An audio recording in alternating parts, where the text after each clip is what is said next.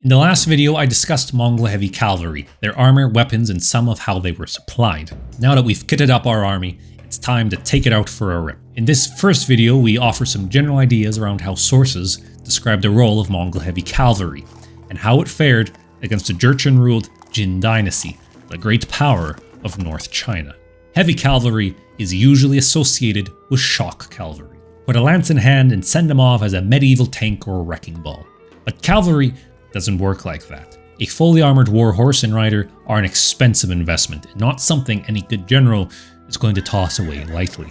Across most of the world, the primary weapon of even the most heavily armored horsemen was not lance and sword, but the bow. Cavalry outside of Western Europe was usually a horse archer with varying amounts of armor on him. And the best counter to that? Another, better armored horse archer. As we will see in these videos, there's likely reasons to suspect the most effective resistance put up against the Mongols was by those who could play to this dynamic. So what do the sources say about how heavy cavalry was used by the Mongols? Firstly, let's note how the common horse archer was used. The main tactic was to send numerous small groups, the Arban, darting towards the enemy in cycles, sending arrows at them before pulling back, and repeating the maneuver. In this way, they wore the enemy down with arrow fire and hoped to draw them into feigned retreats. This was especially targeted at enemy cavalry. Many sources describe how the Mongols tempted the enemy heavy horse out into the pursuit in this manner, tiring them out and pulling them away from the support of the rest of the army. Once the enemy horseman was isolated and worn out, the Mongols picked them off. With the enemy cavalry then neutralized, they could then surround the remaining enemy forces, demoralized at having watched their cavalry destroyed. This was what they sought to do to various armies across Asia. But when this wasn't enough, then the Mongol heavy cavalry came into play. From the Song Dynasty envoys Shu Ting and Peng Daya to the accounts of the Mongol Mamluk Wars, the Mongol heavy cavalry in the vanguard was used as a fist. A charge was ordered, focused on one part of the line to overwhelm the foe. Armored lancers, perhaps shooting a volley or two of arrows before switching the clutch lances in both hands to close with the foe. According to Shu Ting and Peng Daya, the sudden shock was enough to break most foes. But if they stood their ground, the Mongols then pulled away and the next units charged in, and so forth. The sources often describe a repeated chisel-like attack, sections of the Mongol army striking again and again in waves, pulling back to shoot arrows while another group advanced. The Mongols were not overwhelming through numbers, but the tension. All along, the enemy line was probed, searching for weakness that the heavy cavalry could clash into, or for units that would flee, or those who would pursue the Mongols and in this way create an opening. Confusion was key and is killer for any army. When the enemy's troops held firm though, hiding behind a sea of halberds, rather than meet them head on, the Mongols employed different methods. Peng Daya and Shu Ting described the vanguard riding towards the foe and then dismounting, firing from the ground for more accurate shots, protecting themselves with shields slung onto their shoulders. They'd send a herd of cattle or prisoners at them, or make them believe Mongol reinforcements had arrived, or move on to attack some other site, leaving a few troops behind to shoot arrows sporadically and keep the enemy occupied, and eventually starve them out. Prolonged melee combat itself was to be avoided, if possible. In effect, the key purpose of the Mongol heavy cavalry was to frighten the enemy and slaughter them while they ran. So, let's see how that worked in practice. Regarding battles, sources generally just give big picture details. The movement of an army from place to place, where a battle was fought, who commanded, and sometimes number of troops.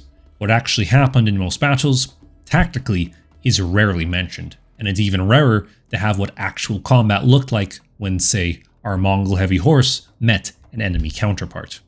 A second note is that most of the cavalry forces the Mongols faced were armed in very similar ways. Lamalar, laminar, mail, and padded armors were, in differing proportions, the main equipment the Mongols both wore and faced.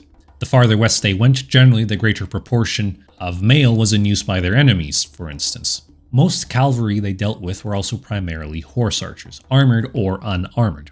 What will differ is what percentage were thus equipped, and how they were utilized by each side. We start with the Jurchen Jin Dynasty, the great power of North China and arguably the Mongol Empire's greatest foe. The scale of warfare and its duration with the Jin was only comparable to to the war with the Song Dynasty. While the Mongol war with the Mamluks was longer, the number of battles and the size of the armies paled in comparison to the scale of the Mongol-Jin War. This was perhaps the most destructive war the Mongols fought. When we discuss Jin cavalry, one word is on everyone's lips: Iron Pagoda, or Iron Buddha, or Iron Tower. It was an elite unit of the Jurchen nobility, man and horse fully adorned in lamellar. This fearsome unit struck fear into the hearts of Song troops, and you'll often see it mentioned that they must have been a fearsome foe for the Mongols. Well, the thing is, the Iron Pagoda only existed for about a decade, about 60 years before the Mongol invasion of the Jin Dynasty. The Jin military by the time of Chinggis Khan was not quite the same shape. When the Mongols invaded in 1211, Jin heavy cavalry played a relatively minor role. Jin cavalry only tends to be specified in the sources when it's light cavalry or Jin troops, the subject peoples along the Jin's northern border with the steppe, Khitans, Ongut and others who fought in similar style to the Mongols. Heavy cavalry seems implied when so-called crack troops, Imperial Escort Guard or Honor Guard are mentioned, and at times they did have great effect. In 1216, the Song border official Li Qintuan describes how only 3 years prior, 500 men of the Jin Honor Guard routed and killed a much larger Mongol unit. So, if the Jin were a famous cavalry force, why do we see so few indications of Jin cavalry in general during the 20-odd years of the Mongol-Jin War? Well, the Mongols killed them all, and rather quickly. In the first 2 years of the war, the Jin raised great armies to try and stop the Mongols at the border. The sources give enormous numbers for them: 100,000, 300,000, 500,000. Some sources also indicate that the Jin were intentionally inflating the numbers of their armies in an effort to scare the Mongols off.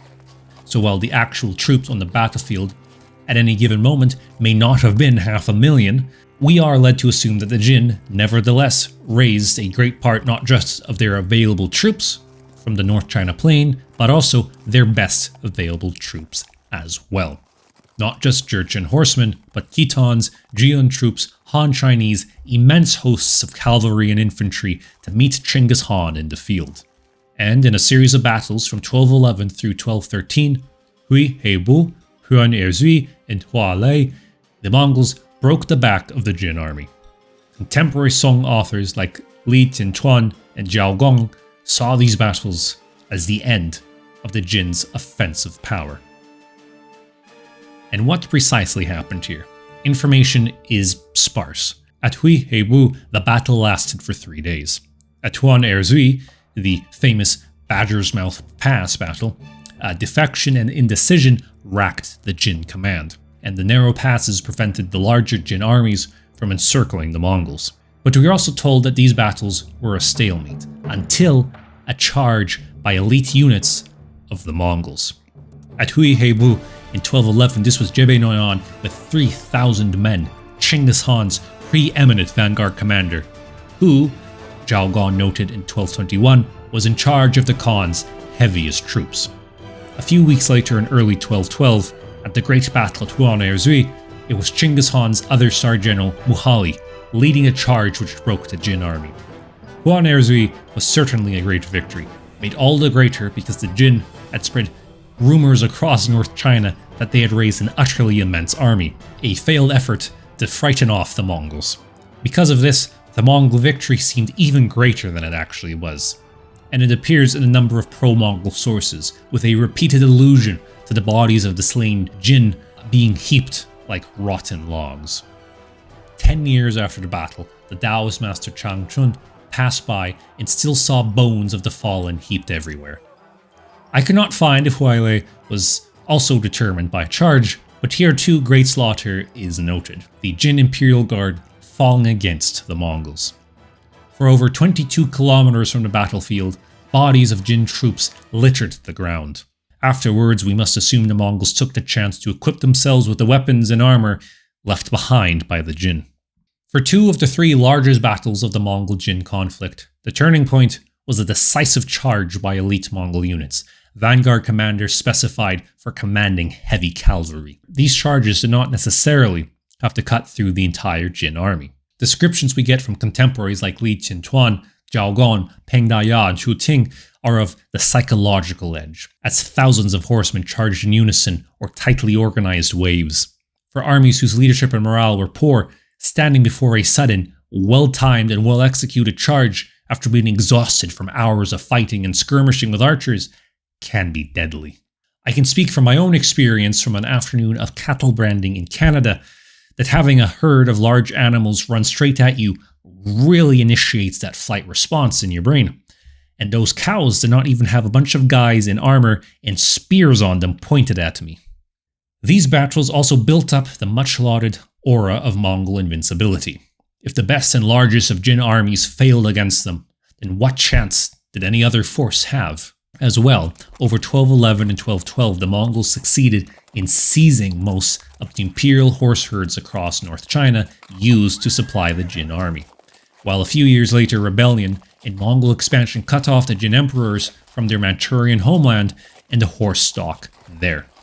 Not only were the bulk of the Jin's cavalry directly destroyed at the very start of the conflict, but their ability to supply horses for more was substantially reduced. It thus appears that the Mongol Empire enjoyed, to a certain degree, both light and heavy cavalry superiority over the Jin. The rest of the war was determined mostly by siege, in which immense numbers of Chinese troops were the combatants for both sides.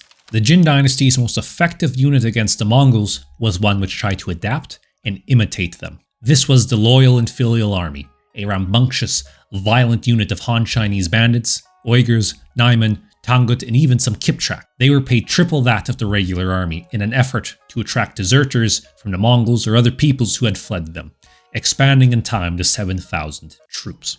First mentioned in 1223, they fought primarily as well-armed horse archers, employed as an exceptionally aggressive vanguard on the offensive. They struck hard and fast. To meet the Mongols head-on, they tried to fight like them, and it briefly worked. In major field battles, the Mongols were almost always victorious. That is, until the very start of the 1230s, when Jin armies, with loyal and filial troops in the vanguard, scored a series of victories against Mongol forces, including against a certain commander named Subadai.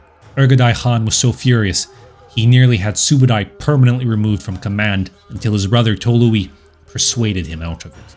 Subadai avenged himself and had a lead role in the following campaign where Mongol maneuverability, adaptability, and durability proved the greater. Not only was the loyal and filial army destroyed, but in 1234, so was the Jin Dynasty. The loyal and filial army's heyday was only a brief few years, but it's an important sign for things to come. If you want to really take the battle to the Mongols, then it's best to fight like them. Our next video goes into Central Asia and India, looking at Khwarezm, the Kipchaks, and the Delhi Sultanate.